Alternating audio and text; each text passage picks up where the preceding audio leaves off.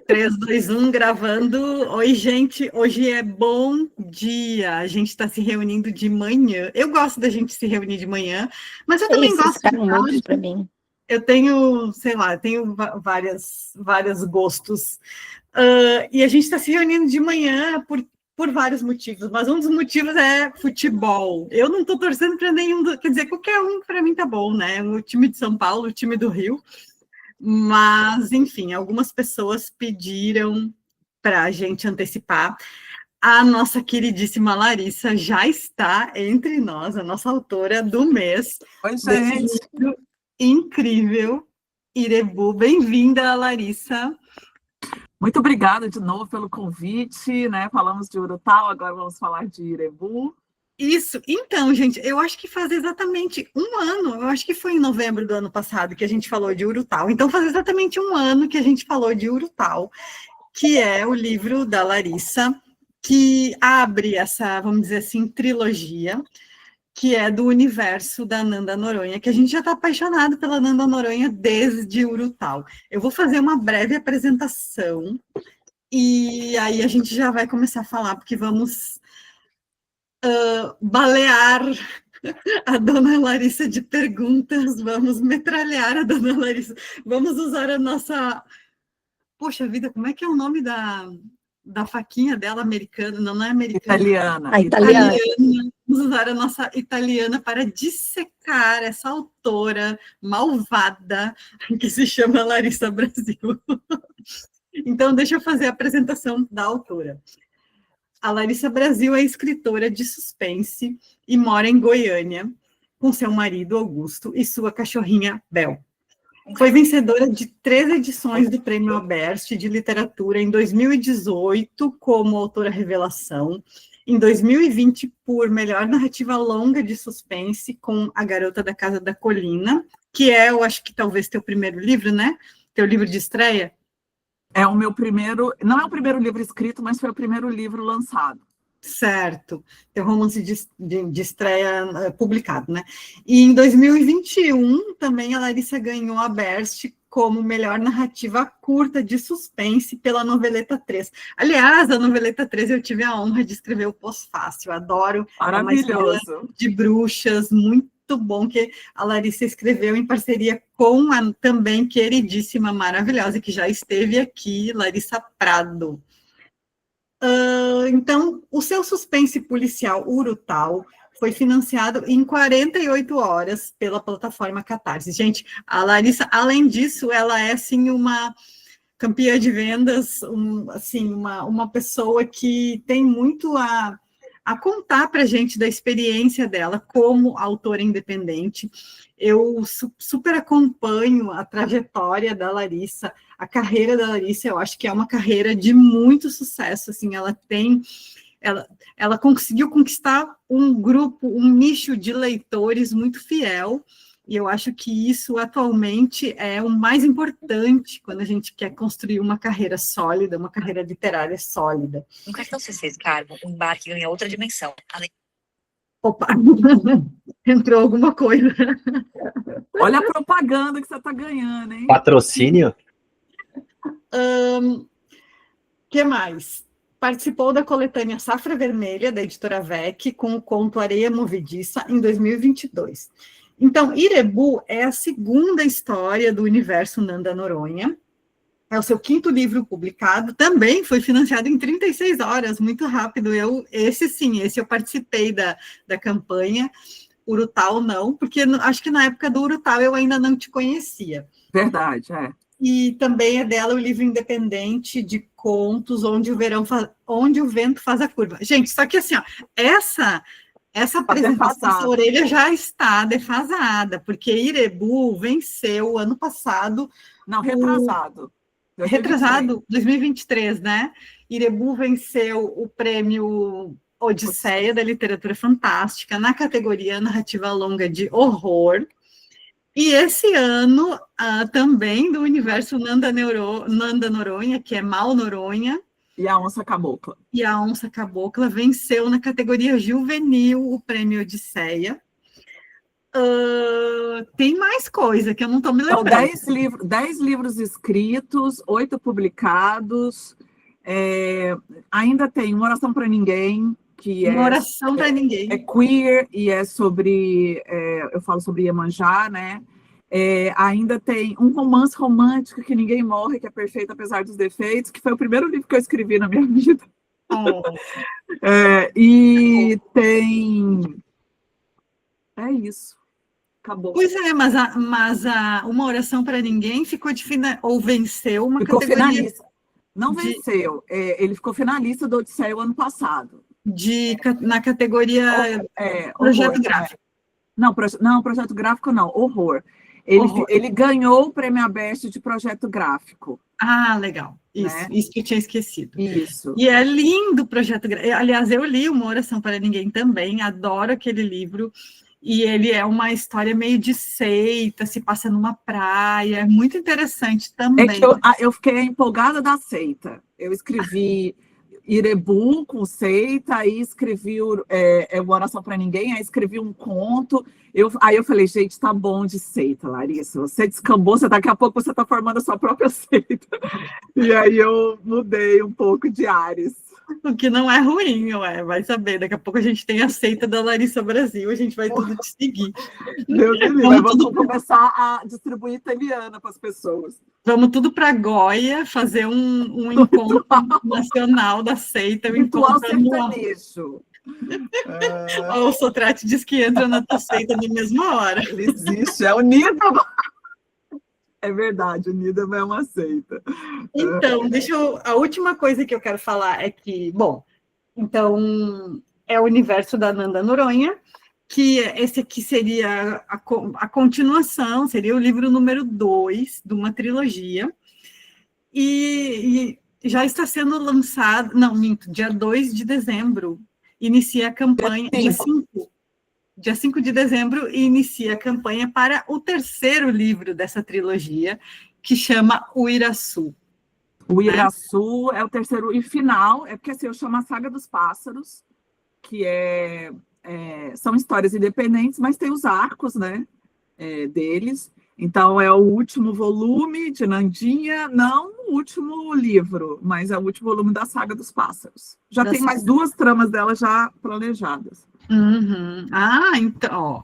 É que assim, gente, a Nanda Noronha, ela é uma personagem que ela é cativante, ela é apaixonante, ela é aquela personagem, ela não é delegada, ela é uma inspetora.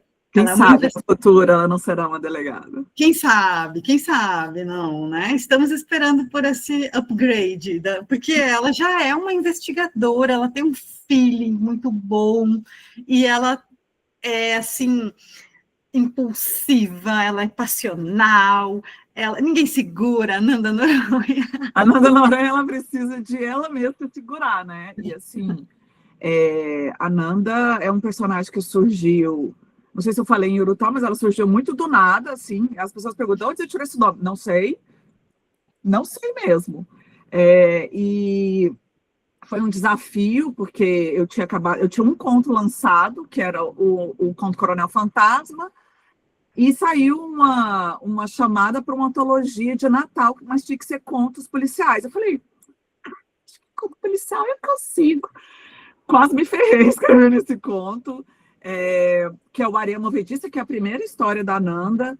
E aí ela veio ganhando muito espaço. Então, assim, hoje a Nanda é o meu carro-chefe. Eu tenho mais de 4.500 livros Urutau, só de Urutau vendido. Quase 1 milhão de páginas só de Urutau, assim, de todas as histórias da Nanda, né? Que são 890 mil páginas. Então, assim, não tem como eu matar a Nanda. Eu posso matar os outros personagens. A Nanda, não. Olha, o Sotrate disse aqui no chat, assim, agora sim, se a Nanda vira delegada, Deus Jorge. E a Gil falou, não, Jorge não quero que ela largue o Jorge. Eu abri umas perguntas, mas o que teve de a Nanda e o Jorge? Eu falei, gente do céu. Eu fico feliz, porque, assim, a relação dos dois é uma relação problemática, às vezes, assim, problemática, eu falo assim, pelo que eles vivem, mas é uma relação muito real, e as pessoas se preocupam muito com essa relação, e eu acho bonitinho, sabe? Eu acho, assim, muito fofo. Eu amo os dois. Eu também. Eu acho muito fofo assim os dois, porque os dois são passionais. Ela é mais, claro. Mas ele é muito, ele move muitos e fundos para ela, mas ele sabe também ser energético quando ele precisa. Então, assim, quando eu conversei com alguns policiais sobre a impulsividade da Nanda e tal, é lógico que você estando numa ação, você precisa ser mais estratégico. E assim, a personagem ela foi moldada assim, mas existe essa forma de agir também.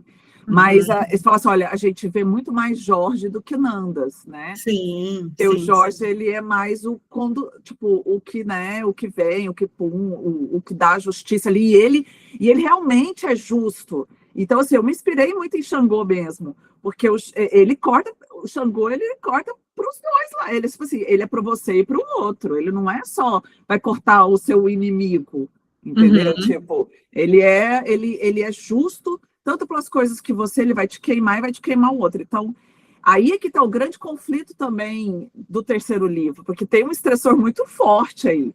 Ó, o suspense. Eu queria te perguntar, para começo de conversa, assim, De Game of Thrones. me parece que assim que a primeira história, que é Urutau, ela começa mais concentrada parece assim como é que eu vou dizer, uns crimes, né? Claro que são vários crimes, mas é uma coisa mais local, mais daquela região, mais concentrada talvez num único assassino e tal. Aí, quando tu vem para Irebu, tu começa a ampliar. Agora a gente já começa a pensar tipo numa quadrilha, numa grande Organização. conspiração não seria, mas assim, um grupo de pessoas, porque agora a gente está tratando de tráfico humano. E me parece, assim, pelo que eu entendi, que ficou meio. Parece que não acaba por aí, parece que a Nanda vai entrar mais fundo agora, quase que numa, sei lá, numa organização talvez até internacional. Então, eu queria te ouvir falar sobre essa. Primeiro, essa veia investigativa da Nanda e essa temática, que é uma temática muito atual, que é uma temática que conversa muito com o Brasil atual e com essas regiões remotas que a gente nem imagina que exista tanta violência, né? Então, como isso te motiva a escrever, como isso te inspira e te faz, assim, criar tudo, trazer tudo para dentro do universo da Nanda, que é um universo de narrativa policial. Acho que todo autor de policial, o cânone é escrever um assassino em série. Você vai ver isso. Assim, tem esse fascínio, sim, pelo assassino em série, que é uma coisa que a gente não tem tanto no Brasil, não explorada a nível, talvez também por causa da investigação a gente não consegue juntar os fatos, mas é uma coisa muito popular. Tanto que quando teve o Lázaro aqui, não sei se vocês lembram, em 2000, na época que eu lancei o Urutau, apareceu o Lázaro. Sempre assim, aparece alguma coisa para dar publicidade para o meu livro, mas eu não posso usar. E aí ele apareceu, o povo falando serial killer. Ele não era um serial killer, gente, ele era um jagunço. E o que a gente tem em Goiás hoje é o novo coronelismo. O meu governador, tirando a parte que ele pode se correlacionar com o meu livro, o sobrenome dele é Caiado. E em Goiás nós temos o caiadismo, que é um forte modelo de coronelismo. O bisavô dele e o tataravô dele eram donos de terra. Eles governaram Goiás até mais ou menos 1930. Foi quando teve a intervenção, e que vem o interventor, que é o Pedro Ludovico, que tirou a capital de Goiás Velho, que é a Vila Boa, antes chamava Vila Boa, e fez Goiânia para tirar o poder da mão dessas pessoas, né? E isso não minou o poder deles, né? Eles continuaram poderosos, mas não tão poderosos assim. Então, quando eu penso em Goiás e no Centro-Oeste como um todo, eu vi que tinha uma diversidade enorme de histórias que eu podia ampliar e não ficar só falando sobre um assassino em série. Porque, assim, se você for pensar, no tráfico de pessoas, eles matam pessoas, eles traficam pessoas, eles usam mesmo para leilão, eles fazem, assim, uma gama de caixas que eles vão colocando essas pessoas. Então, eu comecei a estudar tráfico de órgãos primeiro, depois fui para tráfico de pessoas, e quando eu pensei em trazer esse caso da Tatá, eu pensei para isso, porque o alvo é muito adolescentes também, às vezes, assim, além da mulher trans, vem uma parcela muito grande para adolescentes, principalmente os vulneráveis, né, vendidos pelas famílias. E aí eu fui pro tráfico de pessoas, e foi aquilo que eu estava falando antes. Quando você começa a estudar, você vê que não é uma coisa aqui, né? Goiás, eu acho que é o terceiro do país, e tem pontes, laços, e aí não é só o tráfico de pessoas, é maior, porque, assim, não é uma coisinha só, é uma das coisas que essas sociedades, quadrilhas, né, fazem. Então, eu quis trazer isso com essa dimensão e colocando Nanda ali como a paisana. Por quê? Porque não tinha como a Nanda estar investigando um crime fora da jurisdição dela, que ela é de Goiás, ela não está em Meia Ponte. Então, eu quis trabalhar, e eu puxei mais o lance da seita, que ela também é muito mais explicada no livro 3 depois, né? Depois que se descobre que é o governador ali do estado, e não tem problema em falar isso, em Uiraçu vem duas investigações mesmo, a Nanda tentando achar pistas que peguem o sagrado, que é muito difícil. Você pensa, você está blindado ali, ela só tem uma mordida na mão da sobrinha, né? Que é o que faz ela correlacionar o fato. Ela não tem como abrir uma investigação e uma investigação formal da polícia, que aí eu voltei para o rito policial, né? Uhum. Então, e o terceiro, eu falo muito de crimes rurais, que é um outro assunto super. Enquanto eu escrevia em Uiraçu, teve vários garimpos ilegais estourados em Goiás. Uhum. Tem uma quantidade muito grande, que também não é só... Aí me colocaram o vídeo do governador de Goiás aí. Que não é só para tráfico de pedras, gente. As facções vêm para lavagem de dinheiro, tráfico de armas, de drogas. É um lugar que você lava dinheiro. Então, assim, é como a gente está falando, é uma coisa ligada à outra ali. É tudo muito, né? Vamos só incorporando aqui, ó. É diversificação, né? E como é um lugar, me parece assim, que é um lugar, algumas cidadezinhas muito pequenas, muito afastadas, lugares muito remotos, e onde todo mundo se conhece, Curral eleitoral, poderes se misturam. E tem esse poder ainda centralizado numa figura muito forte, que às vezes é agropecuária, né? Muito. Então, os poderes se misturam e acaba facilitando as corrupções, né? A pessoa paga para ninguém falar nada, paga pelo silêncio. E outra coisa mata pelo silêncio. Também. Quem não se dobra morre. E também uma coisa que eu pesquei aqui da tua fala, que é muito nossa, assim, né? Tem muito a ver com a situação do nosso país, com a miséria das pessoas. Então, às vezes, as próprias famílias oferecem aquelas crianças para o tráfico humano, imaginando que vão ser adotadas por uma família europeia, que vai dar melhores condições para aquela criança e tal. Isso sem ter a mínima ideia que estão, na verdade, autorizando o tráfico dos próprios filhos. Uma exploração, né? Ali. Quando eu estudei tráfico de órgãos, as pessoas vendem um rim por um iPhone, gente. Ai, gente, pensa. Porque, assim, tipo assim, eu tenho 2, eu quero aquilo, então eu vou fazer essa troca, né? Então, eu estou assustado sobre... É porque assim, a gente tem uma cultura aqui extremamente conservadora, em cima da agropecuária, baseada em cima disso, muito que o segmento sertanejo, eu não gosto de sertanejo, não é só pela música, porque o segmento sertanejo, ela endossa tudo isso. Ele faz isso, porque eles são sustentados por essas pessoas, né? Sim. Se uma prefeitura paga R$ 500 mil num show, esse artista ele não está só ganhando, ele não está ganhando 500 mil, ele está dividindo a corrupção com outras pessoas.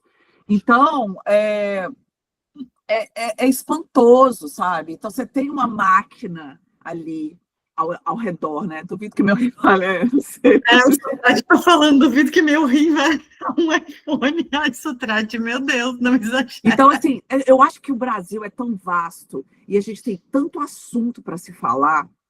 E aí a gente para e pensa assim, cara, por que eu vou ficar falando só de um assassino em série, sendo que eu posso falar de tráfico de pessoas e alertar as pessoas? No final do livro eu até coloco, e sobre crimes rurais, também falar sobre essa exploração, porque aí você tem a exploração do ribeirinho, você tem a contaminação do meio ambiente por mercúrio, e você tem os próprios ribeirinhos com medo, e eles levam comida, porque eles estão ali envolvidos ali. Se você pega os garimpeiros que são arrolados por um garimpe legal, nossa, estou falando de outro livro já, mas assim, mas se você pega aí, você vai ver que são pessoas pobres que estão sem chances de outra coisa na vida, né?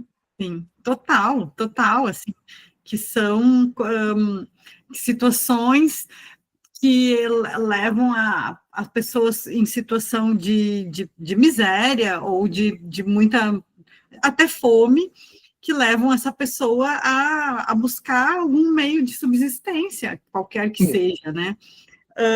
A Ju levantou a mão, mas antes deixa eu só fazer uma outra observação também, que obviamente a gente já presta atenção nisso, porque o nome dos 3 livros são nome de pássaros, então outra coisa também muito perceptível, que tu acabou de falar, mas que também na tua prosa, nos teus textos é muito perceptível, esse olhar para a natureza, essa descrição da geografia local, a descrição de tudo que, enfim, de toda aquela ambientação local, da fauna, da flora, e do quanto os personagens estão imersos nessa ambientação, o que é muito interessante, porque também, agora, de novo, falando assim da literatura brasileira, a gente não vê tanta assim autora do Centro-Oeste, é um pouco mais, a gente vê mais de Brasília, né? Mas de Goiânia, muito poucas. Não tem. Exatamente. E ainda mais falando de situações tão brasileiras, né? É meio chato assim falar, é urgente falar nisso. Eu sei que não se deve ser assim, mas eu digo assim, trazendo a realidade para dentro da literatura, que é o que a gente se interessa para ler, né? O Cerrado, né? E assim, eu como goiana, eu sou metade baiana e metade goiana. A minha mãe, a família toda da minha mãe é baiana, e eu fui criada por uma avó baiana, então eu tenho uma cultura muito forte nordestina, mas eu fui criada em Goiânia a minha vida inteira. E Goiânia é um curral. É uma cidade grande, de mais de 2 milhões de habitantes, mas você conhece todo mundo. E aí você vem com Goiânia é uma cidade muito arborizada, né? Tinha título de mais urbana antes do prefeito lindo colocar grama sintética nos lugares, enfim.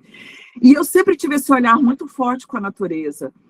Minha avó era jardineira, minha mãe também, e eu peguei essa jardinagem muito a fundo, né? Então, se você for ali minha sacada, só tem planta. E eu tenho esse olhar de contemplação, eu gosto muito de parar e ver. Então, a Nanda se correlaciona muito comigo nesse olhar, né? É o de sentir, de ver, de se interagir. E quando eu trouxe o Aguará para a trama, o Lobo-Guará, eu falei, caraca, essa conexão com ela mesma. Até a Ju falou isso, né? Que é esse lado mesmo selvagem da gente, e ela ser uma loba-guará, né?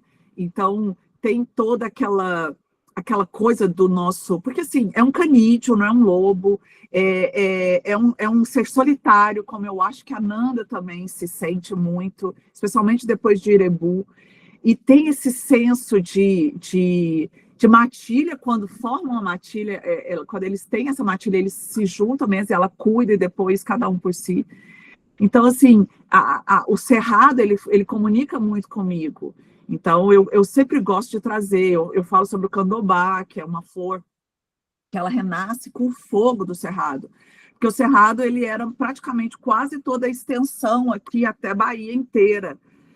E ele está cada vez mais diminuindo por causa da soja. Então, aqui em Goiás, você tem que só deixar 35% de reserva ambiental, enquanto que no norte é 50-50. Então, aqui, você deixar 35% da sua fazenda para uma reserva, beleza. E aí, os 75% você pode devastar e plantar soja. Gente, soja em cima de soja. Eu tenho uma história que fala sobre isso, fraude de licenças ambientais, que eu estou escrevendo.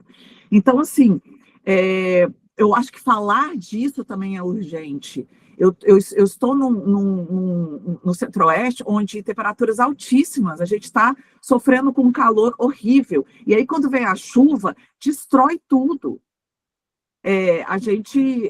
Esse ano a gente experimentou um calor típico de Cuiabá, que é aquele calor úmido que nunca teve em Goiás. Então, assim, aí você vê o que acabou de passar essa semana, as quebras dos vetos e esse lobby da bancada rural tão grande. Eu tenho um livro, inclusive eu estou lendo ele, que é a bancada, né? As 3 bancadas aqui, ó. É a bancada da bala, do boi e da Bíblia. Então, assim, é o que comandam Goiás, é a bancada do boi. E é isso, e da bala, né? Enfim. Então, essa coisa da natureza, eu gosto muito de trabalhar. E aí eu percebi que eu escrevi um livro para o concurso do TikTok, e eu percebi que eu vim com esse olhar também. Eu falei, cara, mas esse olhar aqui é danado. Eu falei, eu vou colocar também, porque eu acho que se você falar um pouquinho ali, não vai descaracterizar essa personagem, desse olhar dela. Então, essa parte relaciona muito comigo, mas muito mesmo. Então, a Gil quer fazer uma pergunta. Vou tentar ser sucinta, mas sofri muito lendo esse livro. A Larissa, olha, pegou a Nanda para Cristo, misericórdia. Toda hora alguma coisa acontecia, eu falava, pelo amor de Deus. Dessa mulher. Para com isso. Quando ela foi andando, aí já pode falar com um pouquinho de spoiler, né? Acho que já, tá, Larissa? Quando ela foi andando e o Tauã atrás, eu falei, ai, meu Deus, por favor, Larissa, não. De ter feito, que ódio. Vivi muitas emoções. Inclusive, compartilhei com um grupo de que eu comecei lendo o livro à noite, pegava antes de dormir e falei, acabou. Vai ser de manhã, porque à noite eu não conseguia, ficava muito nervosa. Eu fiquei mais nervosa. Me deixava muito ansiosa. Eu acho que, bem ou mal, no primeiro livro, acho que aquele universo da delegacia, eu acho que aquela burocracia dá um certo distanciamento, assim, lá a Nanda estava sem uma pessoa, assim, plenamente confiável, né? Então, e desnorteada, mesmo... né? Exato. Desnorteada ali. Porque as ações dela são desnorteadas. Ela está sem o Jorge, sem a sobrinha, extremamente... E ela sabe que cada minuto que passa, ela pode perder aquela menina. E, cara, como é que você reage nisso, né? Aí vem a louca da Florence, a doida da Jade, que eu amo a Jade, gente. Eu amo a Jade. É um personagem que eu gosto muito. Adorei a Nanda sem lastro. E eu acho que a urgência relacionada ao tráfico de pessoas, né? Engraçado, eu nunca escrevi sobre isso, mas é um tema que eu procuro bastante. Eu não sei se vocês já viram, tem um mini documentário da BBC sobre a relação com o garimpo na Amazônia e mulheres, enfim, de como elas precisam recorrer à prostituição por falta de emprego, e ao mesmo tempo é uma prostituição que tem risco, porque ela está envolvendo com pessoas que mexem com ouro. Então é uma parada muito, muito presente na nossa realidade, e eu acho que o tráfico humano é um dos 3 maiores, né, que existem, e isso é muito pouco falado também enfim, nessa coisa de contribuir, tem um canal no YouTube chamado Sobrevivendo na Turquia. Não sei se vocês conhecem. Sim, Essa mulher é maravilhosa. Ela é maravilhosa. Ela começou o canal falando sobre relacionamento entre brasileiros e estrangeiros, sobretudo mulheres brasileiras com homens, enfim, mais do Oriente Médio, turco, do Oriente Médio, assim, e depois ela foi, né, por conta de muito golpe, que eles chamam de golpe do amor, e aí ela foi, e agora ela também lida com como essas pessoas são cooptadas pelo tráfico. Então, eu acho que eu não consigo escrever ainda, porque é um assunto que me toca bastante, de ver esse processo de ilusão, de ver que, em geral, a vítima de tráfico humano é uma que vai espontaneamente. Então, é muito difícil essa coisa de pegar a pessoa, jogar dentro do carro e levar embora. É muito menos comum, na verdade. Muito menos, exatamente. E isso torna tudo tão difícil. Mesmo. E existe agora o golpe do dorama. Porque as mulheres, elas simplesmente idealizaram um coreano que não existe. E aí, o que eles fazem? Eles atraem as mulheres e fazem elas de empregada doméstica. Então, velho, é tipo assim... É muito louco isso, né? Assustador. E eu acho que vem com essa trama da Turquia também, que veio muito forte, as novelas turcas, né? Sim. Eu ia falar, e pensar... tendo esse background, né? E pensar na Tatá, eu estava tão nervosa lendo esse livro. Meu Deus, olha, a Tatá foi tão difícil escrevê-la no livro. Depois de Irebu, quem quiser ler Mal Noronha, ele pega entre Irebu e Iuraçu, é um juvenil, tá? Pegado da coleção Vagalume, é bem rápido, é uma leitura bem curta, né? Assim, ele tem 200 páginas.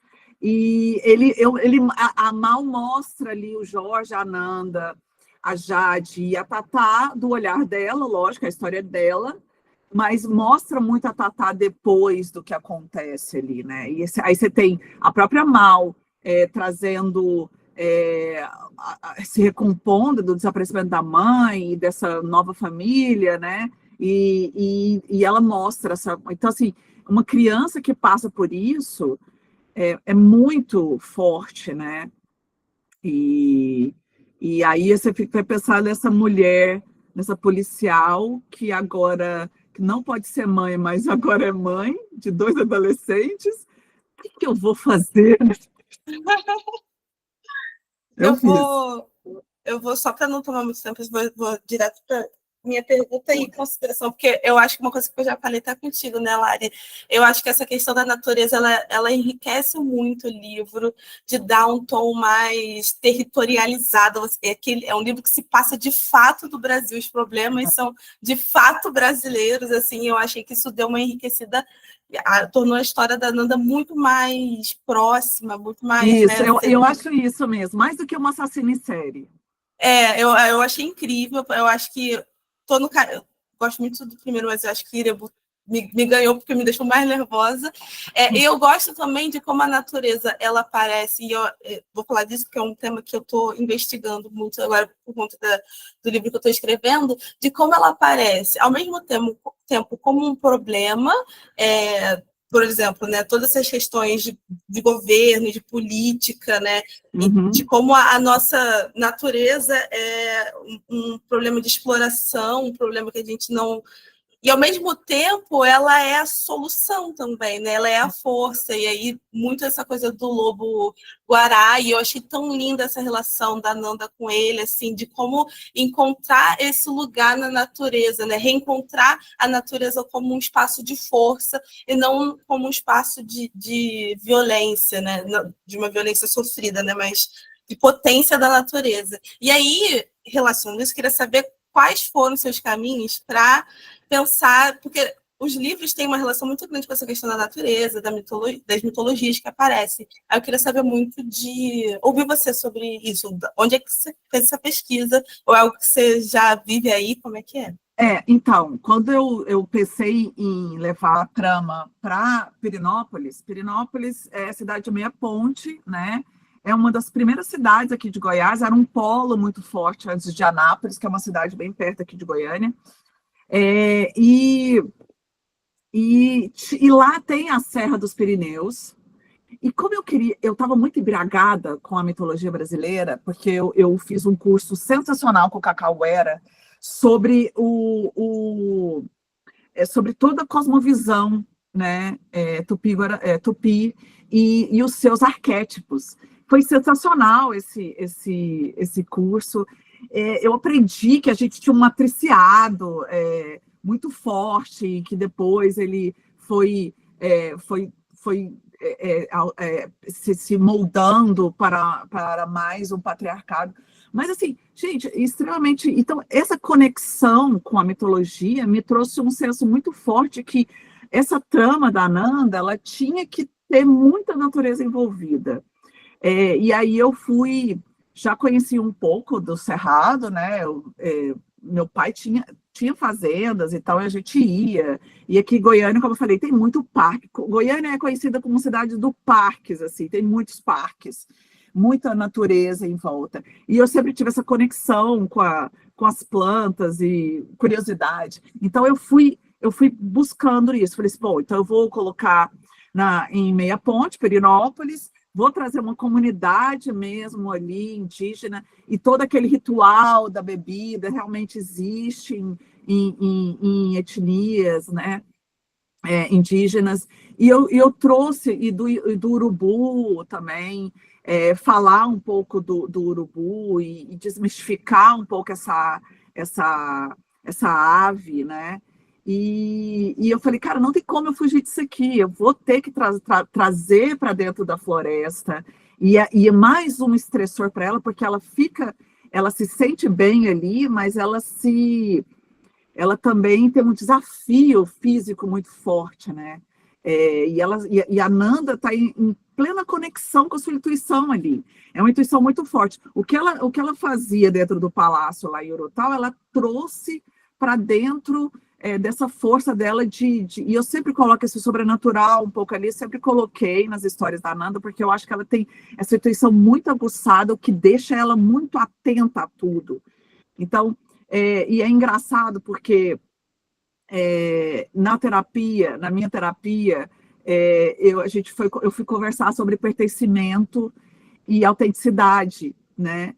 E eu percebi, e a minha psicóloga falou uma fala para mim que eu falei, cara, eu nunca me relacionei com a Nanda no sentido da coragem, das coisas, porque eu sou extremamente medrosa, mas ela me correlaciona com isso, porque quando você pertence, você se encolhe para estar num lugar, porque você precisa estar ali, cercado dos seus pares. A autenticidade, ele é um caminho solitário. Você desbrava aquilo nas suas mãos mesmos, e você vai ser cobrada e questionada por isso. E eu vi que a Nanda, ela é muito autêntica nisso. Ela tenta pertencer, mas ela não consegue pertencer. Porque ela tem esse instinto muito forte dentro dela. É esse lobo, essa coisa da loba mesmo, desse feeling que ela tem, que ela parece que ela precisa ouvir isso. Então, o terceiro livro é muito ela questionando isso muito tudo, assim, sabe? Então, essa parte da natureza, ela não tinha como não ser, por causa de toda essa mitologia que eu escrevi, todo o background dela, e a própria seita, né, que tem todo aquele ritual ali, que é muito mais performático do que uma seita, na verdade, né? Então, foi isso, assim, essa visceralidade que eu queria trazer, e de falar do cerrado, falar dessas árvores, de como existe mata fechada também no cerrado, não é só os campos, né, as árvores tortas com troncos retorcidos, raízes casca grossa e raiz profunda. Isso aí a gente decorou na escola. Eu decorei. É verdade, na aula de geografia. Então... Mas eu queria trazer essa coisa, e da assombração da mata, da história da mata e da cachoeira, aquela parte da caverna muito complicada para ela, e isso vai reverberar muito nas histórias da Nanda, a perder esse dedo. Eu lembro que eu falei para a preparadora assim, não, mas ela perdeu só esse dedo aqui, ó, a gente não usa muito. Ela falou, então corta o seu. Aí eu falei, o quê? Eu falei, é verdade. Mas eu gostei dessa parte, assim, porque, não sei, para mim foi uma coisa muito simbólica, ela perdeu um dedo. Enfim, mas eu não vou ficar falando, porque eu quero dar a voz para o pessoal.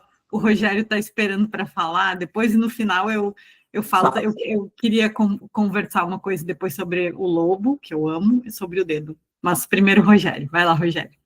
Oi, bom dia. Então, muita coisa já foi dita aí, mas só repetindo, achei maravilhoso essa questão da Nanda se integrando com a natureza, né? E uma palavra complicada, se integrando, ou se reconectando, né? Então, a natureza pode ser um problema, a solução depende de como você olha, mas não é só para, eu vou usar bastante aspas aqui, tá? Para a civilização do homem branco, até para algumas mitologias indígenas, é uma questão complicada você lidar com ela, ele está muito mais imerso do que nós. Claro que eu estou falando, não é aquele índio que já está na cidade grande, não é aquele que vende a sua terra para investir em fintech, não estou falando daquele mais assim, tribal, né? Uhum. Ele vive assim num equilíbrio complexo, né? Porque ele tem a noção de que ele depende daquilo e por isso que ele preserva, e é sempre uma questão delicada, né? E eu conecto isso com o livro como uma questão política no sentido mais amplo possível, assim, no dia a dia, né? Nos nossos pequenos rituais, a gente esquece que a gente é natureza, né? É muito complicado quando o pessoal fala natureza humana, natureza não humana, você tem que fazer muitas explicações, porque a gente se vê como separado dela, e por isso esse descuido. Você fala, não, eu vou ganhar dinheiro, vou ficar sozinho. Ficar sozinho até que a famosa conta, é clichê, mas é inevitável, até a hora que a conta tem que ser paga. Tá? Você não vai estar livre de um furacão, de uma tempestade, de uma enchente, deslizamento de terra, de uma seca. Exatamente. Por mais dinheiro que você acha que vai conseguir se livrar disso, não, ou essa geração que já está sendo alcançada, ou as futuras. Não é ser apocalíptico, é só questão técnica de ver o que está acontecendo. E nada mais natural que no Congresso Nacional tenha passado cortes contra a questão ambiental, já que o Congresso Nacional, como você falou, assim, tá, que essa ligação com as bancadas do boi, da bala, Bíblia, né? E você falou assim, Goiás é um lugar horrível, aí eu até escrevi aqui no chat, muito horrível, se piorar bastante, quase vai lembrar São Paulo, né? assim, não é horrível, mas entendo, nessa nesse questão, ponto de vista conservador, é muito ruim mesmo. Mas para lembrar que os financiadores, né, a Faria Lima fica na cidade de São Paulo, né? Só para lembrar disso. E assim, com um grande espanto para 0 pessoas informadas, nossa, tem dinheiro do crime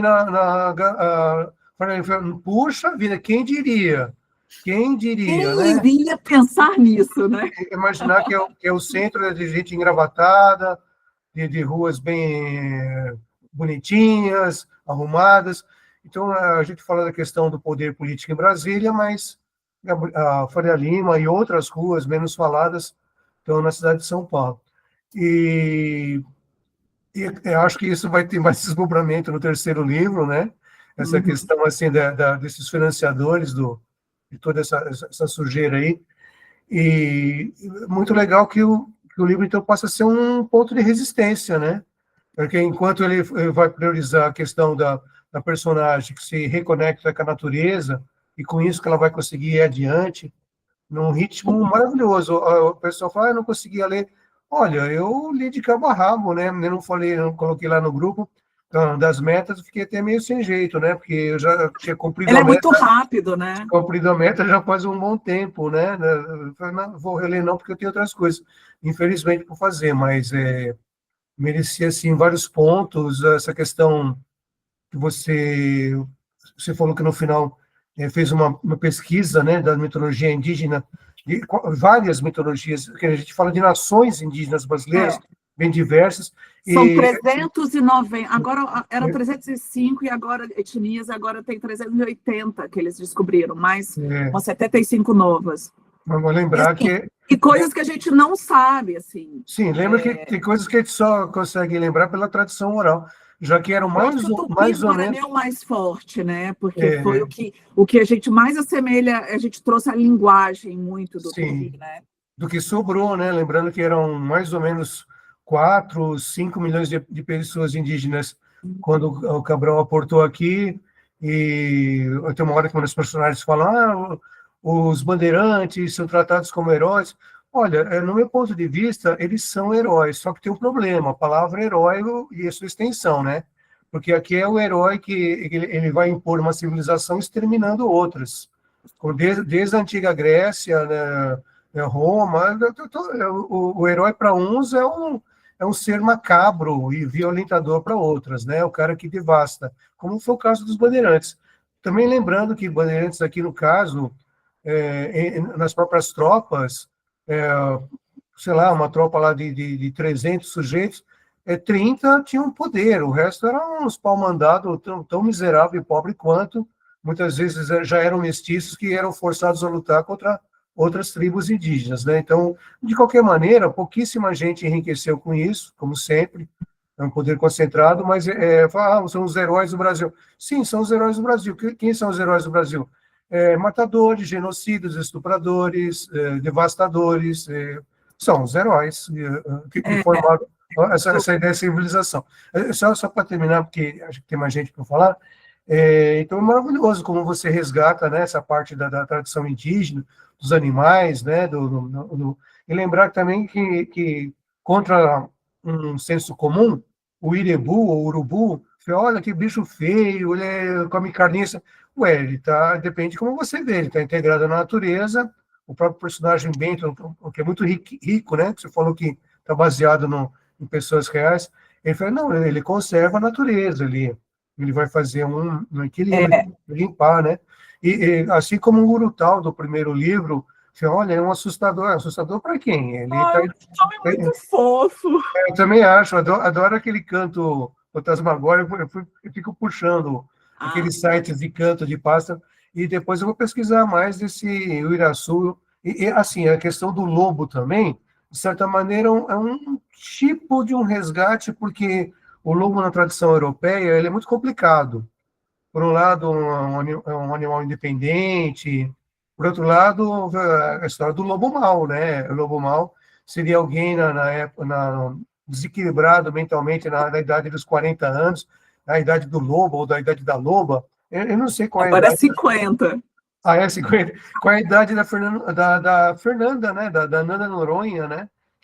Então, ela também está constantemente nesse ponto de equilíbrio, desequilíbrio com si mesma, com seus parentes, que é uma história assim que a gente vê em outros contos policiais. Se a pessoa está empenhada demais em ser um super policial, ou às vezes até mesmo um super bandido, ele vai estar desequilibrado nas relações familiares, porque o que importa é o seu objetivo. Tem esse lado, assim, ela tenta contrabalancear ali, e no terceiro livro eu trago muito isso, e as cobranças que ela tem, né?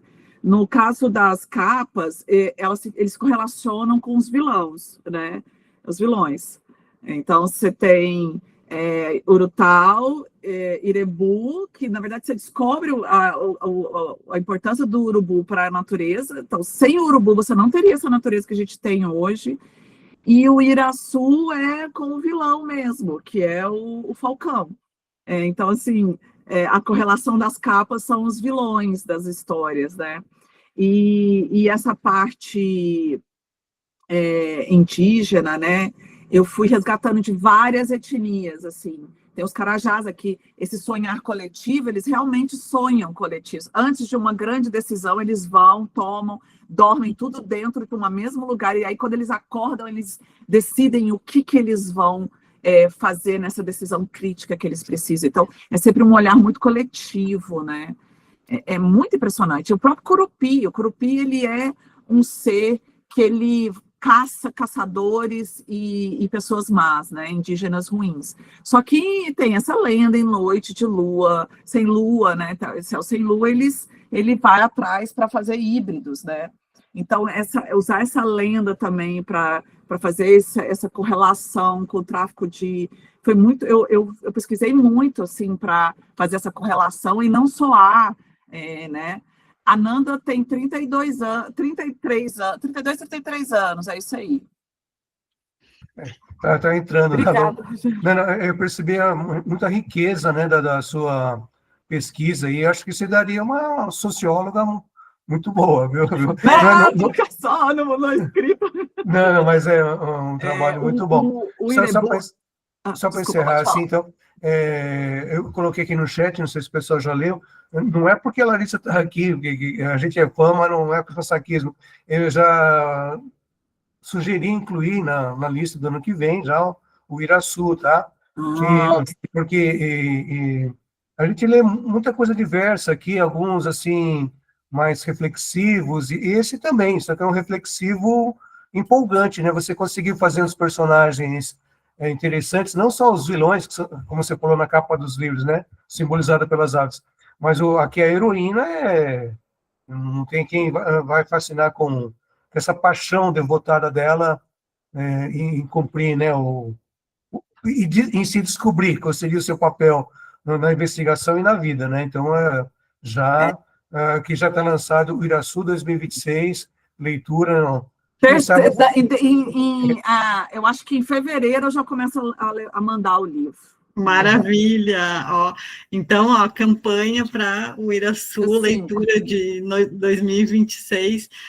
Deixa eu só falar uma coisa. Vai ter um monte de recompensas assim, bem legais. Vai ter o box também. Você pode comprar o box separado para colocar os 3 livros. Vai ter aquela faquinha italiana? Não. Não. Eu quero a faquinha italiana de recompensa para me proteger. Vai ter alguns marcadores. A faquinha, eu estou tentando fazer uma menina que faz 3D, mas ela não está conseguindo captar muita mensagem. Mas vai ter uma outra referência italiana também no livro 3. Só para terminar, você sabia que também na mitologia europeia é muito forte a questão das armas, né? As armas que às vezes têm um nome próprio e têm um significado simbólico, desde as épocas medievais até no romance do Lewis Carroll da Alice, a questão da espada dela também vai resgatar essa questão simbólica forte. Ou seja, muito... se a gente parar para ver, assim, a gente lê com muita rapidez o livro, porque ele é empolgante, mas você começa a ver os detalhes, é de uma riqueza muito grande. Parabéns de novo. Obrigada. A faca é 2 legumes mesmo ali, né? Porque a faca que ela fere, ela também é ferida com ela. Sim. Então, eu ia só falar uma coisa... para a gente ver, né, o Assis Brasil, ele fala muito isso, que a gente usa só 10% do que a gente pesquisa no romance. A gente pesquisa tudo e na hora de escrever, infeliz, agora trazendo essas coisas, assim, vai ficando cada vez mais rico, assim, para a gente vai lembrando do que tu explorou ali. Então, muito legal, assim, saber tudo que a autora, em tantos assuntos, a autora se debruçou para conseguir escrever romance. E é difícil, porque quando você vai escrever um policial, por exemplo, o 2, eu me senti mais confortável, porque eu não tinha que ficar muito preocupada com os ritos policiais, porque, assim, eu gosto de seguir os ritos policiais, tanto que o 3, ele tem muitas coisas dos ritos da polícia, mas em Irebu não, e eu queria um livro mais rápido, porque Urutau, ele é extremamente grande, e ele é caro de se imprimir. Então, eu me propus assim, eu vou passar essa história em 5 dias, né? Então, começa na quinta, termina na segunda. Então, são 5 dias, começa na quinta, termina no domingo à noite. Então, assim, Larissa corre para escrever. Então, ele é um thriller mesmo. Acho que o Irebu, ele não é um suspense, ele é um thriller, porque Urutau e Iuraçu, eles começam mais devagar e depois toca fogo no puteiro, desculpa, mas é no puteiro mesmo. E aí toca fogo. Agora Irebu não, Irebu já é assim, nossa, deixa eu respirar. Ele é ágil desde o início. A Karine falou aqui no chat que ela leu em uma noite, eu acho, sei lá. Em uma noite, Jesus, ficou aceleradíssimo. Adoro. Ontem à noite, gente. Meu Deus, Karine! Deixa eu chamar a Marie que quer falar. A Karine não é parâmetro, é verdade. A Karine é... Bom, primeiro que, assim, eu tenho 500 mil perguntas, mas não diretamente assim. A primeira pergunta vem por último, que, assim, eu quero saber desse curso que você fez sobre parou as de dar, eu fiz ele em 2023. É o Cacauera. Escreveria. Né? Deixa eu colocar o nome dele aqui. É o Cacauerá, era cosmovisão, cosmovisão tupi, os arquétipos, sabe? Não, foi sensacional. Eu tinha os vídeos, mas aí eu perdi um monte de vídeo. A mulher me mandou todos os vídeos deles, então eu ficava assistindo, eu ficava tipo, meu Deus. Gente, é uma coisa, eu tenho até hoje a pesquisa, isso aqui tudo é pesquisa de Irebu, todas as que eu assisti, todas as coisas que eu assisti do que ele falava, né?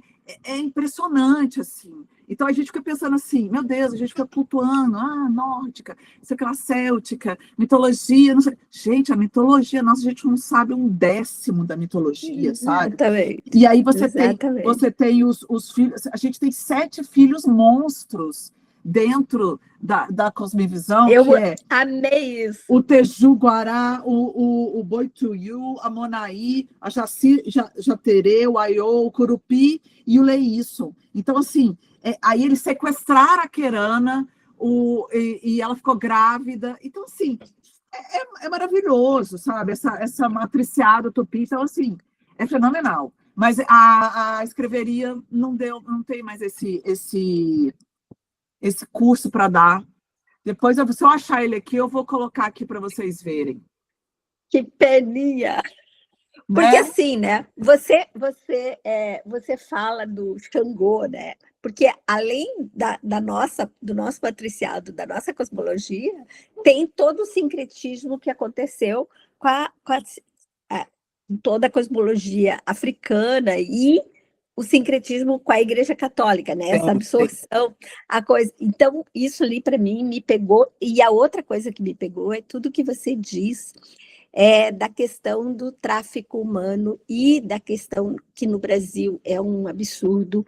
E como você mostrou isso ali muito, de uma forma incrível, a questão de toda. Eu trabalhei no começo do 2004, por ali, eu trabalhei na Secretaria de Estado e a gente teve um pouco de acesso a um dossiê, que foi muito pouco mesmo, que era da CPI da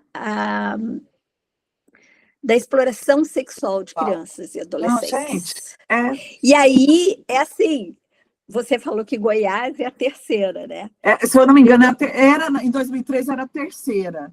Agora eu não sei. Vamos ver. Enquanto você fala, eu vou pesquisar. Curitiba, a região sudeste, estava de uma forma. E Foz do Iguaçu estava muito implicado. E é justamente isso, gente. É só peixe grande que tem na história. Só peixe grande. Só peixe grande. Isso mesmo. Goiás já está fazendo aqui, falando que é líder. Goiás já é apontado como líder da exploração. Porque foi deslocado, né? Porque foi deslocado, porque em Goiás, assim, eu tenho histórias de Goiás da minha época de cursinho, que é muitos anos atrás, 50 anos atrás, que o pai de uma amiga minha, que tinha fazenda lá, foi assassinado nessas coisas, nessas disputas. Então, assim, você está num vespeiro, né, meu bem? Não, eu estou até com medo, que eu falo do governador no terceiro, assim, a roda. Eu falei, meu Deus, vou entrar em rota de colisão com o Caiado.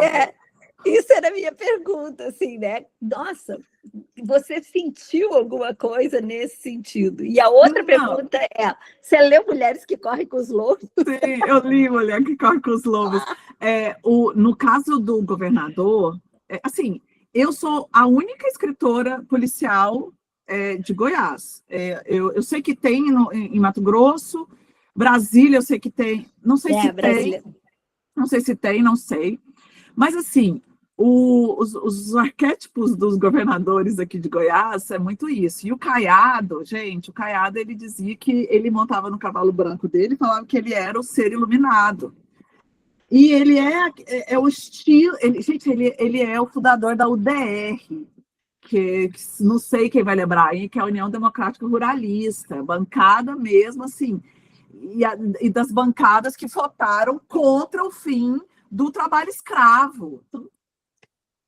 Não vou longe, Leonardo, cantor, tinha gente traficada lá com o tráfico de trabalho escravo na fazenda dele. Então, assim, Assim, vocês têm a milícia aí no Rio de Janeiro, a gente vai falar o governador do Gatilho Carioca, aqui a gente tem das currutelas, dos coronelismo, do jagunço, e dessa coisa do muito... que tráfico de facção criminosa não se cria. Vai olhar o tanto de facção criminosa que tem em Goiás. Porque, assim, o grande lance da direita no Brasil é falar sobre a segurança pública, uma falácia, né? Então foi isso. Eu quis trazer muito essa visão, porque eu acho que isso é um expoente muito forte daqui. Só que eu sou uma autora policial e não acho que ele vai ler meu livro, né? Mas eu falo muito do Palácio das Esmeraldas no terceiro. Tem aí todo esse confronto da Nanda com o próprio Sagrado, com o Falcão, e toda a classe e elegância deste homem que está acima de qualquer suspeita. Então, assim, será que ela vai conseguir desmascarar ele? Eu uma vez falei com um jornalista em Palermo, na verdade, filho de um jornalista, ele era o meu hostess no Airbnb que eu peguei, e eu perguntei para ele sobre a máfia, sobre a questão da máfia, porque tem um autor italiano que escreveu muito sobre a máfia, inclusive tem livro dele, que é o Leonardo, acho que é Leonardo Sciascia, que escreveu Porta Aberta e tudo mais, e ele sempre falou da máfia. E sobreviveu a tudo isso. Mas aí eu perguntei para ele, né? Eu falei, André, que era o menino que estava comigo, a máfia, que? Ele falou, a máfia continua. Tudo que você está vivendo aqui, porque eu fiquei no bairro antigo, lá em Palermo, ele falou, tudo que você está vivendo aqui é território, tá? Tudo pode te acontecer nos outros bairros de Palermo. Aqui nada vai te acontecer, porque você é hóspede aqui, então nada te acontece. Só que a máfia hoje não é mais a máfia que existia o tempo. A máfia hoje está totalmente regularizada na política. Exatamente. É assustador, é isso, sabe? Se você vai ver aqui quem é eleito, gente, tem cantor sertanejo, tem agropecuário, tem, né, tem major, sei o que lá. Então, assim, é isso. Se você vai ver Goiás, nessas votações polêmicas aí, tem uma bancada enorme. Então, assim, é difícil você estar num estado muito conservador, né? Então... Não, e o fato de você não ter medo, pelo amor de Deus. Eu não tenho medo, assim, mas por causa, assim, que eu acho que eu sou uma escritora, eu não coloco o nome de ninguém aqui, estou falando de lugares públicos, né? Ele está usando o Palácio das Esmeraldas, mas o Palácio das Esmeraldas sempre existiu.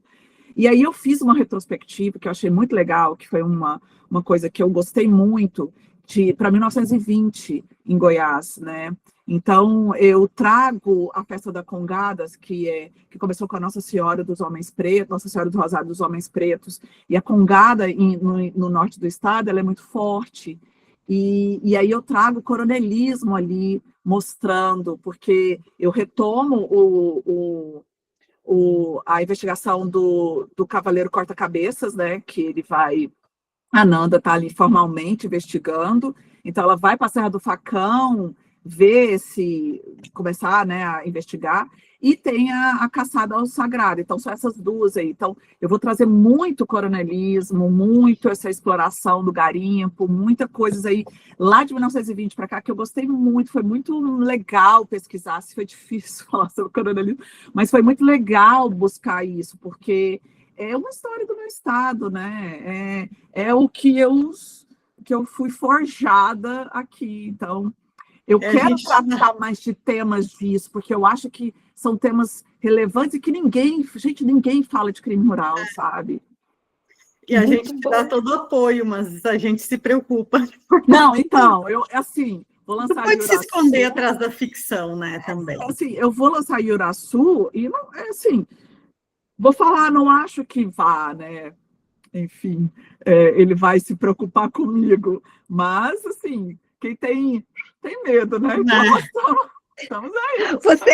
Você faz parte das paladinas, né? Você, a Daniela Arbex, vocês são as paladinas do... Pronto. Deixa eu chamar a Andréia, que quer fazer também um comentário, uma pergunta para a Larissa. Ela está comutada. Acho que ela... ela tá escrevendo. Quem tem tatá tem medo, exatamente. Exatamente. Quem tem tatá tem medo. Andréia. Tá. Não, sabe o quê? É que Não, agora a gente... abrir, eu não estava conseguindo abrir aqui no celular. Foi, né? Tá. Estão me escutando? Sim. Não, bom, primeiro, gente, a Larissa esteve aqui em Curitiba esse ano, ela e a Irka, não sei se vocês acompanharam o Curitiba no ar, então eu sinto falta de vocês aqui, gurias. Qualquer coisa se complicar aí, aqui tem outros tipos de crimes, tá? E criminosos.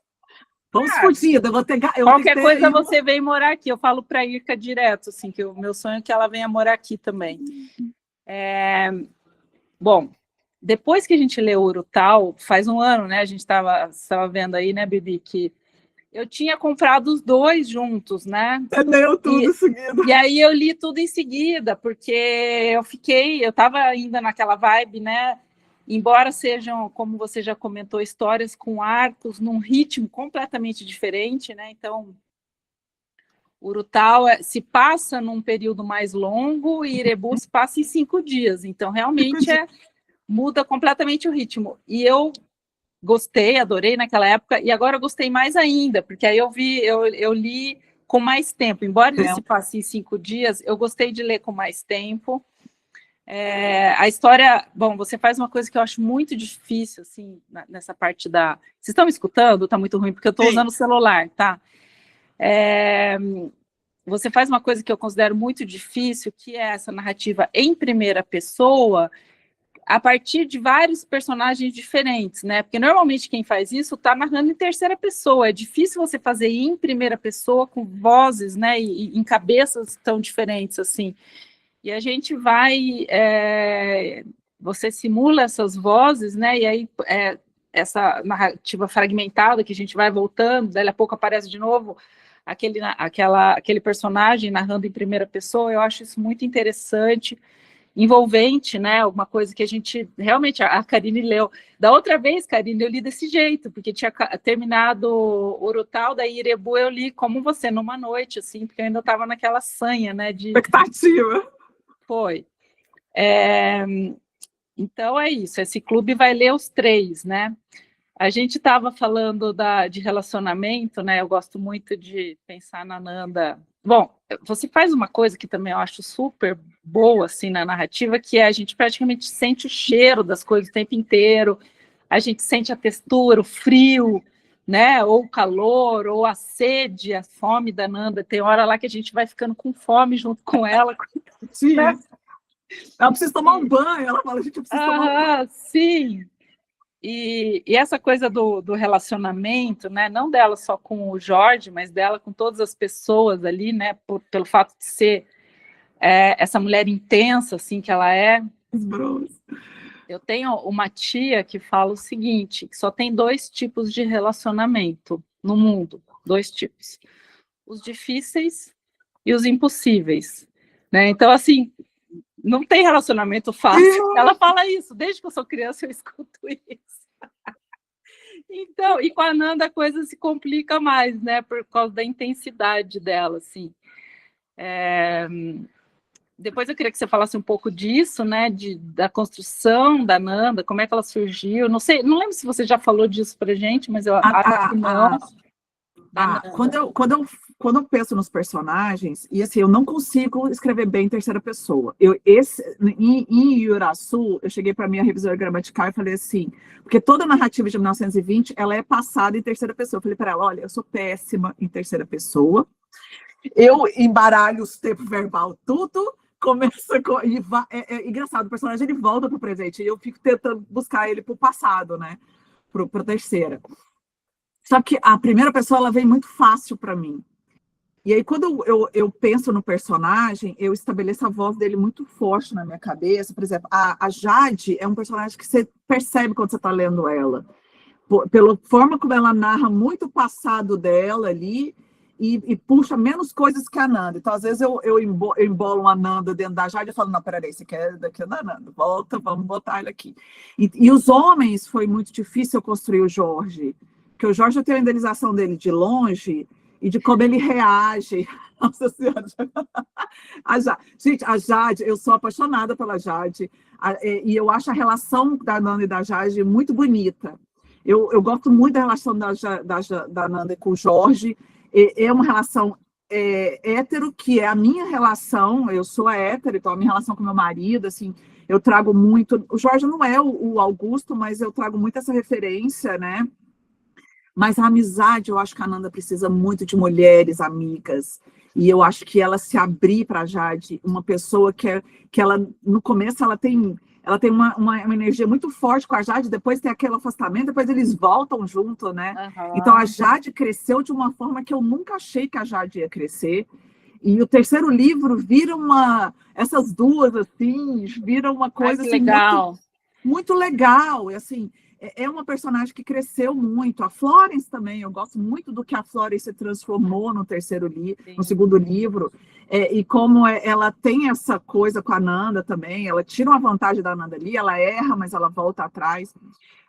Então, assim, eu gosto de me desafiar a fazer vozes diferentes, porque às vezes eu vejo o livro narrado em primeira pessoa com as vozes muito iguais. Então, é um desafio que eu tento, assim, ao máximo, ver se está diferente. Então, essa construção do personagem eu paro muito. Tem personagens novos em Uiraçu, e eu fiquei tipo, meu Deus, como que eu vou trazer esse personagem? Como que eu vou fazer para diferenciar ele na trama?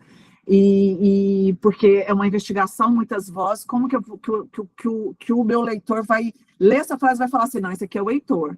Gosto muito do Heitor também. Aliás, eu gosto de todo mundo, eu vou matar as pessoas, eu fico sentida. Aí eu falo, como que ele vai trazer isso? Como ele vai trazer aquilo? Então, a construção, eu perco um tempo antes de escrever muito trabalhando essas vozes, sabe? Essas vozes dentro de mim e como eles vão falar. Então, no terceiro livro tem essa voz de 1920, que é narrada pela Cel, tem a voz da Nanda, da Jade, do Jorge, e uma cena muito forte do livro 3, os três narrando, então foi tipo assim, meu Deus, será que está fazendo sentido? Sim. Então, a construção da voz é muito isso. Eu vou, primeiro, características muito daquela personagem.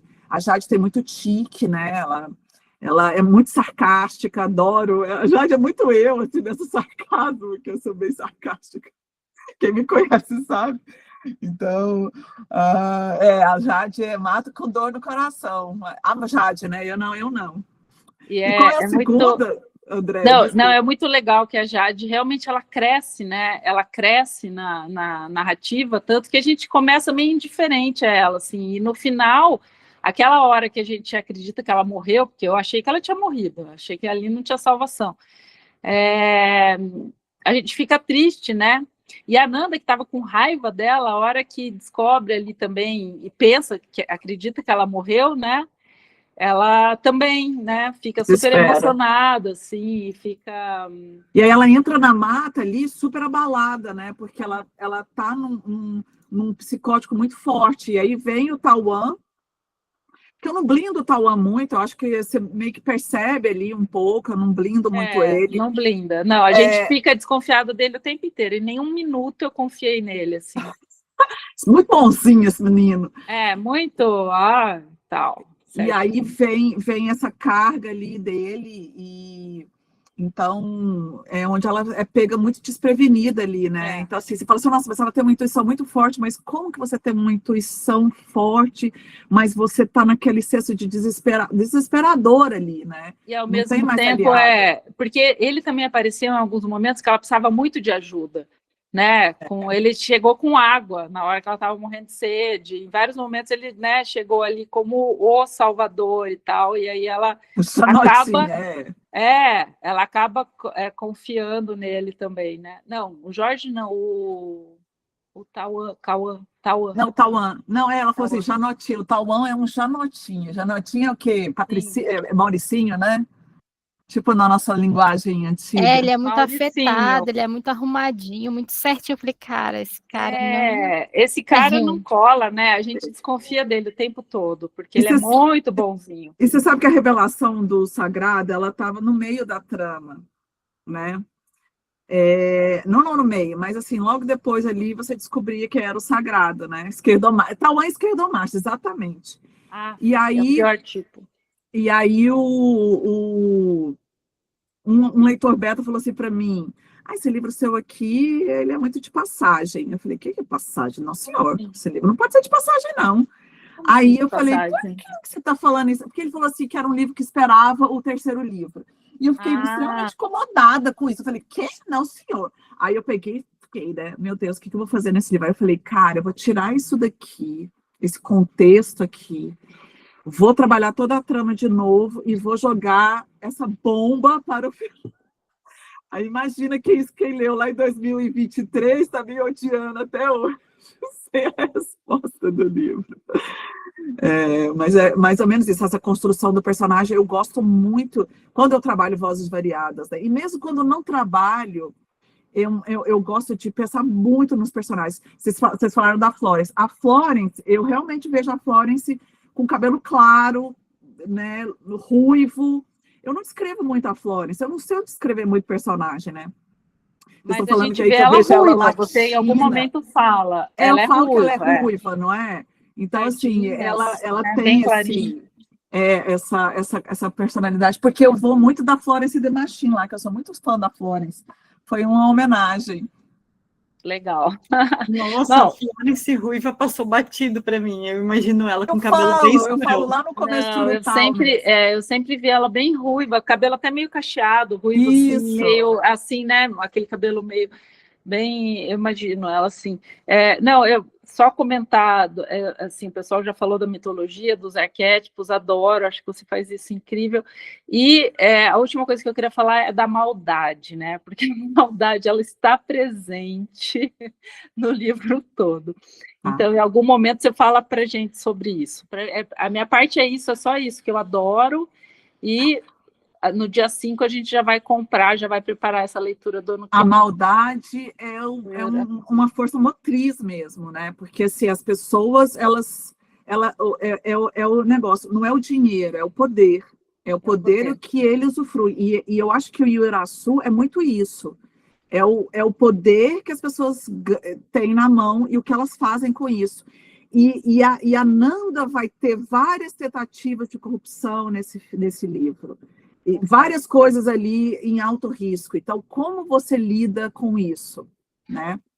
Então, eu gostei muito de trabalhar isso na dinâmica do terceiro livro, justamente para a gente perceber como que...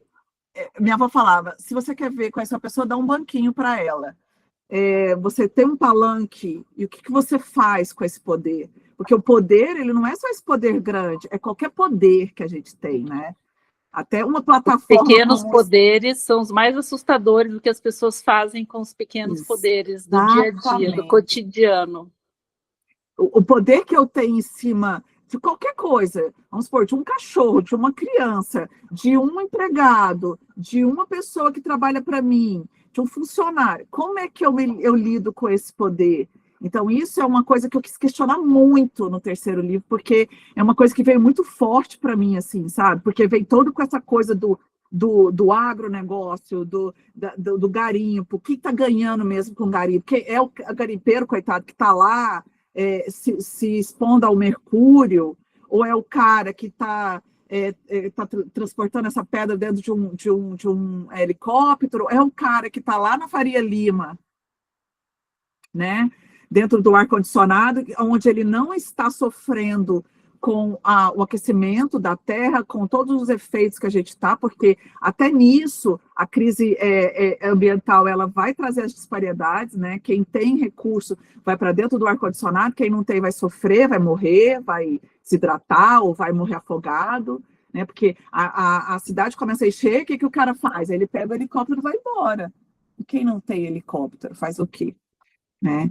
Então, eu gosto dessa parte e assim, eu sou um ser muito político, acho que todos nós somos políticos, eu tenho minhas ideias muito explícitas, eu falo disso, e toda vez que eu falo de política eu perco seguidor, então eu não estou muito preocupada, mas assim, eu quis trazer isso para a minha narrativa, porque como que eu sou esse ser, moro num estado extremamente complicado, que tem esse tanto de coisa, E não vou falar de política num policial? Como não? É a plataforma perfeita. Sim. Né? Somos Muito bom. seres políticos, né, gente? Somos seres E eu acho políticos. que se posicionar é imperativo hoje em dia, se posicionar. É tudo que a gente faz, cada vez mais é político, né? E no livro novo, esse do TikTok, eu falo sobre a menopausa, que é um período que eu estou passando, e como isso impacta muito a mulher, e como a gente não, que é a geração X, que é a minha geração, que está trazendo isso à tona, porque a gente não escutava antes, a gente falava o quê? Fogachos. Uhum. Gente, fogachos é ruim, mas não é nem o que a gente está pensando, nem a ponta do iceberg aí, né? Então, eu trouxe essa coisa dessa mulher que está ali, perdeu o emprego, está passando por uma menopausa, está passando por um divórcio complicadíssimo, e como isso vai abordar dentro dessa história, né, que eu trouxe. Então, a Nanda, eu acho que a Nanda, ela é isso, ela também, eu consigo, as pessoas ficam muito preocupadas se a Nanda vai morrer, mas a Nanda não vai morrer mais, as pessoas aí em volta dela, eu não sei. Não pode, Mas, não pode. A Nanda é muito forte em mim, né? Eu acho que se um dia ela me prender, eu tô ferrada. Mas ela é um personagem, é meu principal personagem. Então, mas o que eu vou trazer daqui para frente são tramas fechadas, né? Não vão ter mais 3 arcos, porque é muito complicado. A gente também, às vezes, a gente passa por instabilidade na vida da gente, né, não ficcional, e a gente não consegue, às vezes, escrever. Eu fiquei realmente 1 ano sem escrever. O ano passado eu escrevi Mal Noronha e fui só retomar Iuraçu agora esse ano. Então, foi difícil voltar, o processo terapêutico às vezes são muito difíceis. Então, assim, não dá para você ficar enrolando igual o George Martin, né? 20 anos, 10 anos para escrever o livro 6. Não dá. Sotrate, tua vez. Pessoal, bom dia de novo. Oi, Larissa. Caramba, eu acho que a Larissa é muito minha amiga, assim. Eu me identifico muito com ela. Que bom! Tem uma frase da própria Nanda Noronha que eu acho que explica bem essa questão da Nanda não morrer. Ela fala assim, eu não quero que ele morra, eu quero que ele sofra, né? Quero que ele pague. Ele vai ser preso, exatamente. Então eu acho que ela sofrer, de repente, é uma punição maior do que ela necessariamente morrer, né? Porque ela vai morrendo aos poucos, né? Eu não gosto dessa coisa de legal você matar o personagem e falar, nossa, ele pagou. Não, ele tem que sofrer, tem que ser preso. E eu acho legal que você vai mostrando isso, as mortes da Nanda Noronha, porque ela vai perdendo pessoas e partes dela, né? Então eu acho isso bastante significativo. Eu ia falar da parte gráfica que ninguém falou ainda. Que livro, como diria a Karine, que livro bonito. Eu adoro ele, eu acho um livro muito bonito, muito bem, a parte, todo o conceito dele, assim, é bonito, é gostoso de ver, de repente você vira uma meu página, diagramador, ele uma baita ilustração. Eu imagino. Vou mostrar depois para vocês a ilustração do livro 3, que é linda. Vou mostrar uma para vocês, enquanto você fala aí. Eu gostei demais. Eu gosto muito quando as partes, como que eu vou dizer? As partes mais poéticas do livro. Eu adoro eu essa acho parte. Muito do nada, ela fala assim, e aí ela estava sentada ali e a solidão na cadeira ao lado, eu falei, caramba, né? Porque vem do nada, né? Tá aquela adrenalina, aquela pancadaria, assim, e de repente tem, né, não é abstração, mas sei lá, é um olhar, eu roubando a Karine de novo, um olhar bonito para a história, um olhar bonito para a vida. Eu acho muito, muito legal isso. Essa parte dessa é uma coisa que vem muito dentro, assim, perto de mim, sabe? Essa parte, ela salta mesmo. Eu acho que a Nanda, ela é meio isso, sabe? Ela tem essa parte dela poética também. Ela é uma mulher aí, sem o dedo, tadinha. Mas está lá, com a arma apontada. Toda a ilustração vai ser vermelha e preta do livro 3, né? Muito bonito. Vai ser difícil ela colocar um anel de casamento, né? dedo esquerdo ali, anelar. Tô minha besteira aqui, ó. Fica tentando adivinhar o Tem uma futuro. fala da Nanda que é exatamente isso, vou me abster. Eu acho muito legal, tem uma questão que você coloca, que é uma parte mais sobrenatural, vamos dizer assim, mais mística, que é essas passagens dela, assim, né, dessa interação com a natureza. Me lembra muito duas coisas, uma questão mais psicológica, que é do castelo interior, né, de você procurar em si as respostas, e tem uma parte mística também de Santa Teresa d'Ávila, que são os castelos interiores e moradas, que também trabalha com essa questão, assim, eu acho bem legal isso, e como você mescla isso, ficou muito legal. E, por fim, o Aguará, que eu amei. Eu amo Aguará. É uma quebra, mas não é uma quebra que é uma barriga na história, né? Ele é só você dá um passo para trás para depois dar uns 4, 5 para frente. Eu acho muito legal como você consegue fazer isso. Imagino que seja difícil. Porque assim, depois de feito e lenda, falar, pô, legal. Nossa, como ela pensou nisso, né? E aí eu queria saber um pouco disso, dessas suas inspirações para essas coisas diferentes. Porque a parte do policial é bem legal, eu amo, eu adoro a literatura policial, mas isso eu consigo ver de onde vem as influências.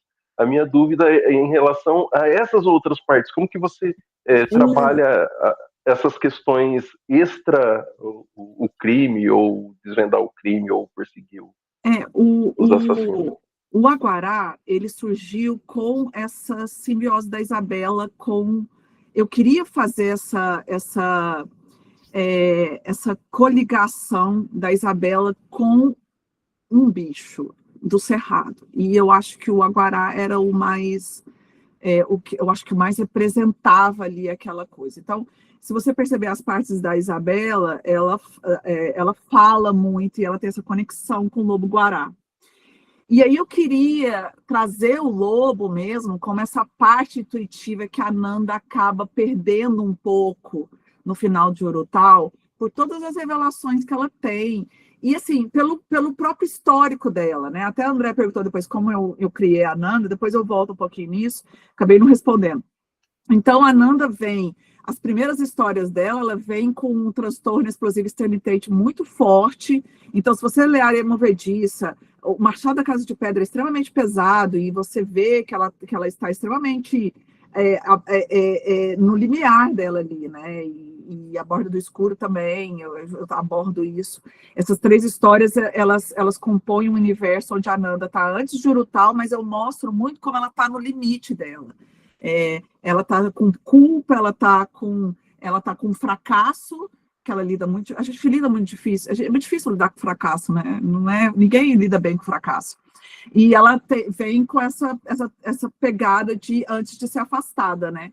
Quando ela é afastada da polícia e ela tem que voltar para a terapia e tem que entrar em contato com essas coisas que ela não consegue, né? E ela tem aquela ponta do marido, então ela perde muito isso. Então o lobo, ela vem para isso, para ela reencontrar. Então o lobo nasceu com a Isabela, mas a loba passeando ali e na floresta, eu acho que veio na trama mesmo. É engraçado, porque a gente vai criando os personagens muito, e em Irebu, eu só planejei 25% da história. Quando eu cheguei nos 25, eu planejei até os 50, eu fui muito, né, deixando os personagens respirarem, né, e quando a história estava toda formada, o Aguará foi consequência de colocar ele depois em pontos chaves ali, tanta aparição do Ieraçu no final, então, vem muito dessa minha imaginação que vai florindo ao longo da história. Eu aprendi a ouvir. A Nanda tem umas decisões muito no livro 3 que eu falo assim, meu Deus do céu, de onde que essa mulher tirou isso? E eu falo, não estava planejado isso aqui, mas eu vou... Aí eu fiquei muito me questionando. Tem uma coisa que a Nanda faz no livro 3 que eu fico assim, meu Deus! Eu falei, meus leitores vão me matar. Mas foi decisão da personagem.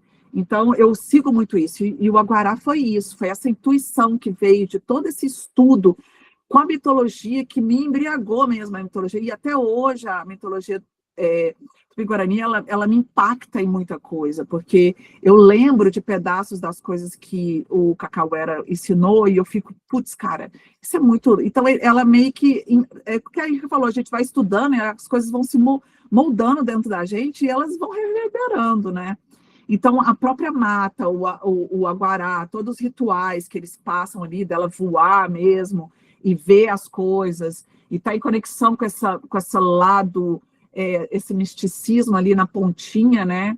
Eu acho que vem muito dessa minha influência, que eu amo histórias sobrenaturais, assim, não histórias que são, mas que extrabordam para o fantástico mesmo, sabe? Eu gosto desse fantástico. Então, no 3, vocês vão ver isso muito, porque eu estou falando do Cavaleiro Corta-Cabeça, a Nanda já viu esse personagem, então qual é a correlação desse personagem na história dela, né? E a segunda coisa que você falou foi que eu perdi. Acho que era isso. Eu perdi.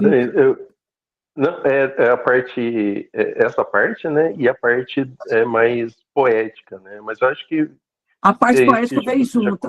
Dentro da minha escrita, ela nasce. É engraçado, porque assim, se você ler A Garota da Casa da Colina, eu trabalho muito, eu tenho muita, faço muito essa metáfora, tem muito mais do que nos meus outros livros, que é o meu primeiro livro, então eu ia meio que, tipo, não sabia muito tatear muito. Mas vem nessa dinâmica, assim, das ponderações que ela faz do ponto de vista dela. E aí eu gosto muito de correlacionar com a natureza, porque eu acho que a natureza ensina a gente demais.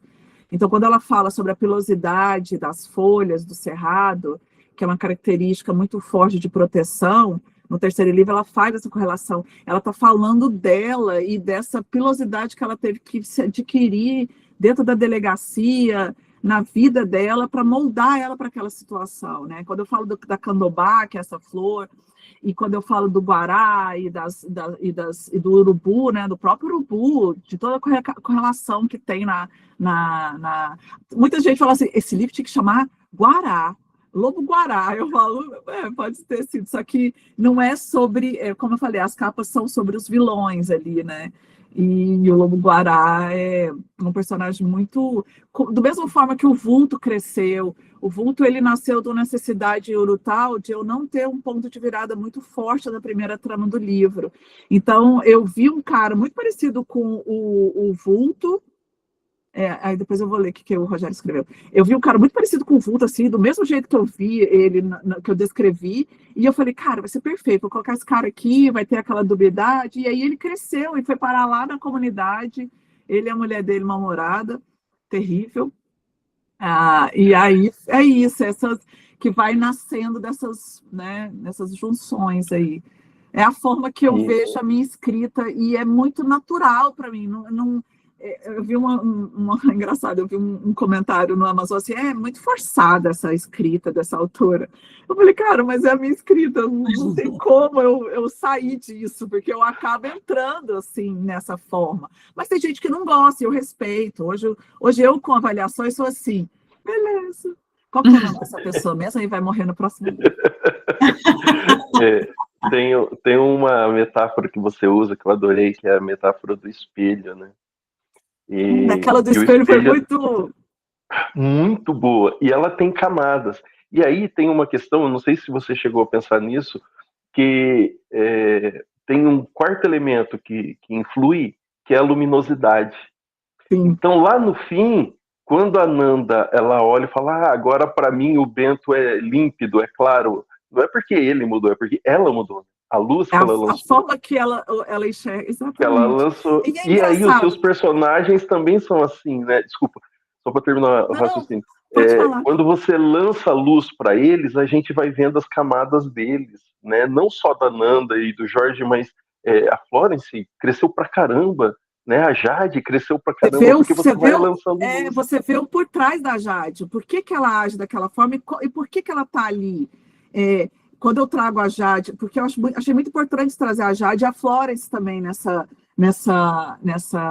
E assim, o que eu vejo também, complementando essa história, eu sou uma pessoa que gosto de ler muitas coisas diversas. Então, se aparece uma coisa diversa na minha timeline ou na minha base de leitura, eu guardo aquela informação e falo assim, cara, isso aqui dá uma boa reflexão. E aí eu vou lá na minha pastinha e guardo aquilo. Tem uma pastinha chamada livros. E aí eu vi isso sobre o espelho uma vez. Eu falei, cara, isso dá uma coisa muito legal de falar de personagem. E guardei lá na minha pastinha. E aí, quando eu estou escrevendo e eu trabalho alguma coisa, eu falo, cara, eu consigo trazer essa informação aqui.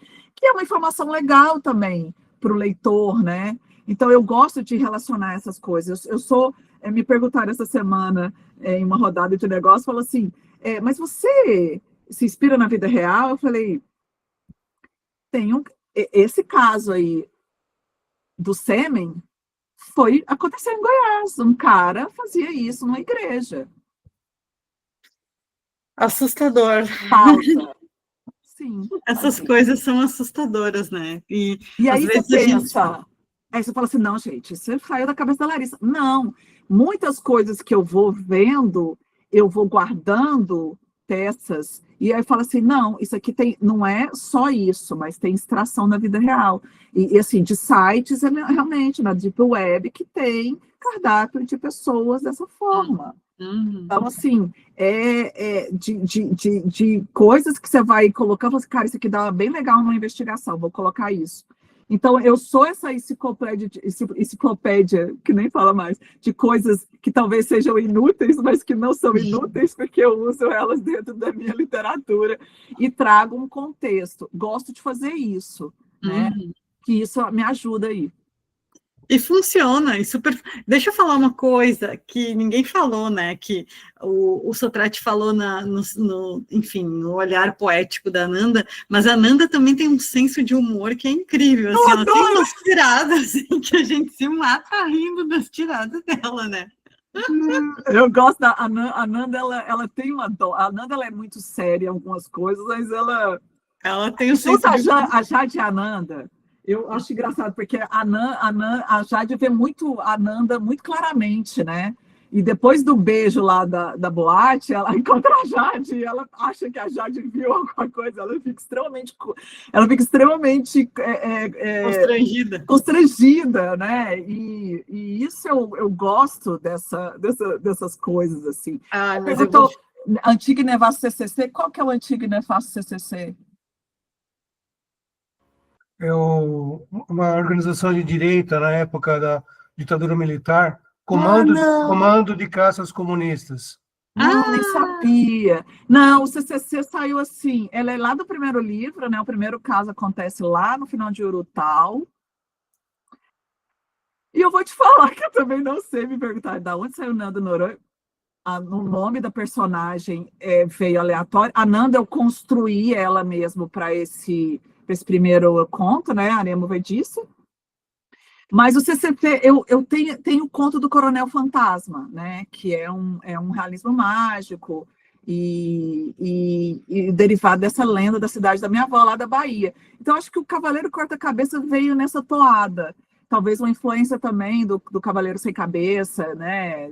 Do Hollow Sleep, né? Da lenda. Então, sim, talvez veio moldado disso, porque a lenda da cidade da minha avó é derivada desse cavaleiro, porque eles falavam que ele tinha a cabeça de caveira, né? Enfim. Ô, Larissa, mas deixa eu falar uma coisa. Aqui, a cena, para mim, a cena melhor desse livro adoro. É a Wanda e a Florence, para mim, lá na boate. É a melhor cena do livro. Gente, deixa eu falar uma coisa. Infelizmente, a gente já está quase chegando no meio-dia. A gente vai ter que encerrar a nossa bate-papo, que está delicioso. Que bom que você gostou da cena da boate, aquela cena do trabalho. Para mim, é a cena que eu mais amo nesse livro.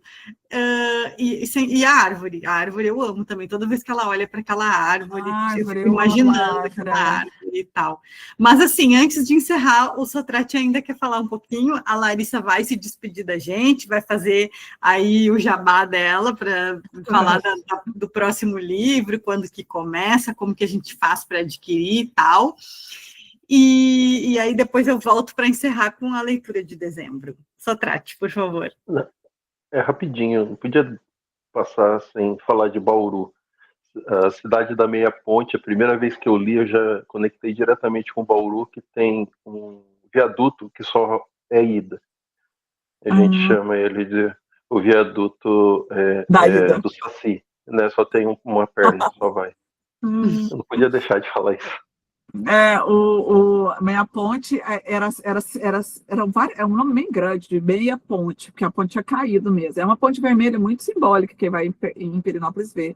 Aí depois mudou para Pirenópolis, né? Só que como eu gosto de usar os nomes antigos, eu uso os nomes antigos da cidade, porque me dá mais uma liberdade ali também, né? Aliás, tudo que o nome fictício te dá mais liberdade, né? Goiás, por exemplo, não tem um rio grande, igual tem o Rio Vermelho. Na verdade, o Rio Vermelho é só em Vila Boa, não vem para cá o Rio Vermelho. Ele não vem para cá, para Goiânia. Eu gosto muito de Goiás, porque assim, a gente imagina inspirada em que cidade é, mas não é, né? Então...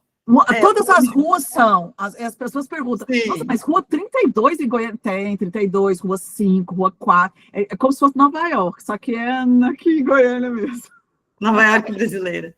Então, Larissa, o que podemos esperar de você, além do Iraçu, que vai entrar em pré-venda, não, campanha de financiamento. A campanha de financiamento do Iraçu começa no dia 5, sexta-feira. Vão ter 3 recompensas, assim, bem legais. Então, assim, quando você compra o livro no Catarse, você tem as recompensas que são exclusivas daquele livro. Então, às vezes, vem PIN, vem marcador exclusivo, vem coisas relacionadas ao tema da história. Vai vir o box também. Quem quiser pedir, junto com o box, para ter os 3 no box. Quem não tem os 3, pode pedir os 3, mas o box, ou só o Iraçu e o box. A campanha vai durar 30 a 40 dias, no máximo. Eu não consigo mais que isso, porque eu não tenho psicológico. As primeiras 48 horas, elas vão ser, até domingo, elas vão ter frete grátis, vai ter alguma coisa ali relacionada a alguma coisa para vocês ir lá e gastar, né? Fora isso, vai ter outras coisas que eu faço, vai ter um curso sobre literatura policial, vai ter um curso sobre planejamento de histórias, então quem quiser, e eu estou pensando em abrir uma recompensa, é a primeira vez que eu falo isso, eu ainda não sei se eu vou fazer mesmo, para a pessoa, quem quiser que eu escreva um conto, que a pessoa seja a personagem principal, eu acho que eu vou abrir só 10 vagas, então eu vou escrever um conto exclusivo para a pessoa, para levantar essa grana aí, porque só o livro custa R$17 mil. Caraca! O curso vai ser uma recompensa, vai ganhar o livro e a recompensa. E aí, então é isso, a campanha do Catarse, ele vai levantar esse dinheiro, o livro, o cronograma do livro, ele deve ir para a gráfica na metade de janeiro, chegando em fevereiro a gente já manda, então os livros chegam em fevereiro para vocês vão poder ler, esse é o livro preferido que eu já escrevi, em Iraçu tem uma cena fantástica do teatro apaixonante. Então, se vocês quiserem continuar nessa toada, leia Mal Noronha, é uma delícia. Estou recebendo elogios por esse livro, estou muito feliz, porque eu sou muito fã de Coleção Vagalume. Eu sou da década de 70. Eu também. Então eu sou muito Coleção Vagalume, né? Recompensa italiana. Então, tem umas recompensas lá, que eu vou fazer os packs. Tem a Nanda Cowboy, que a Nanda coloca chapéu nesse livro. Contra a vontade dela, mas eu tive que colocar. Então, vai ter a recompensa do teatro, vai ter umas recompensas bem legais, né? E vai ter também uma recompensa que tem todos os meus livros, então, caso alguém queira comprar todos, vai estar com precinho, né? Nanda Cowgirl, com bota texana e chapéu de... Arrasou Imagino demais. que essa mulher não vai estar fazendo. Então, assim, eu espero que vocês curtam muito o terceiro livro. É um livro que foi muito difícil de escrever, dos 3, e é o livro que eu mais gostei tem uma influência muito grande de Fantasma da Ópera, tem uma trilha sonora só para ele, eu pedi uma música só para Iraçu, então, eu chorei muito no final desse livro, então é só isso. Caramba! Eu chorei todas as revisões, é um final muito... Eu gostei muito desse final, sabe? Eu acho que eu honrei o arco da minha personagem favorita. Então é isso, gente. Obrigada, muito vamos obrigada por aí, ler. Muito É obrigada isso. por conversar comigo. Eu amo conversar com vocês. Muito obrigada aí pelo convite. Adoro. Me chamem sempre. Com certeza, a gente te chama sempre, já te prepara para vir ano que vem, então. E muito obrigada pela disponibilidade, obrigada pelas, enfim, por trazer tanta riqueza assim para a nossa leitura, porque sempre acaba enriquecendo tanto a leitura. Que bom, gente. Fico feliz. Tudo que a autora se preocupou em estudar antes de criar a história. Falar com as pessoas, então. Já tive, olha ali. Já tive a oportunidade de fazer a tua oficina de policial, achei incrível a tua, assim, o teu olhar arquitetônico sobre a história policial. Então, quem puder e quem tiver disponibilidade, faça. Vai ser muito legal, vai ser esse que eu vou fazer, e depois dessa aí, a oficina, quem quiser desenvolver comigo, eu vou desenvolver com a pessoa os projetos. Mentoria. Eu não vou fazer mentoria, mas eu vou fazer o planejamento dos projetos, assim. Eu não gosto de mentoria. Tá. Eu já fiz uma vez, não curti. Mas assim, o planejamento da pessoa com todo o arco, cena por cena, outline, tudo, sinopse, tudo, nós vamos fazer tudo. Maravilhoso. Gente, então é isso. Obrigada de novo. Deixa eu só deixar o último aviso aqui. Nossa leitura de dezembro, a gente vai encerrar com um livro de contos da super maravilhosa Mariana Henriques. Vai ser minha releitura, eu acho que de muitos de vocês, Os Perigos de Fumar na Cama. A gente vai ter que pensar se vocês querem se reunir ali naquele sábado antes do Natal. Vamos tentar fazer depois uma enquete para ver como é que funciona para todo mundo. Porque, enfim, Larissa também está convidada, se quiser vir, o clube é livre, é grátis, o clube existe desde 2021, agora eu vou fazer aqui o meu jabá do clube. Amo, já falei várias vezes e repito que é o meu projeto que eu mais gosto, é o clube, e espero que ele tenha vida longa até 2031, 2041, enfim, enquanto eu viver. E é isso, estejam todos e todas e todes convidados para o encontro para falar dos perigos de fumar na cama, que é um livro incrível. Um beijo, gente, e até a próxima. Peraí que eu vou parar de gravar. Muito obrigada, gente.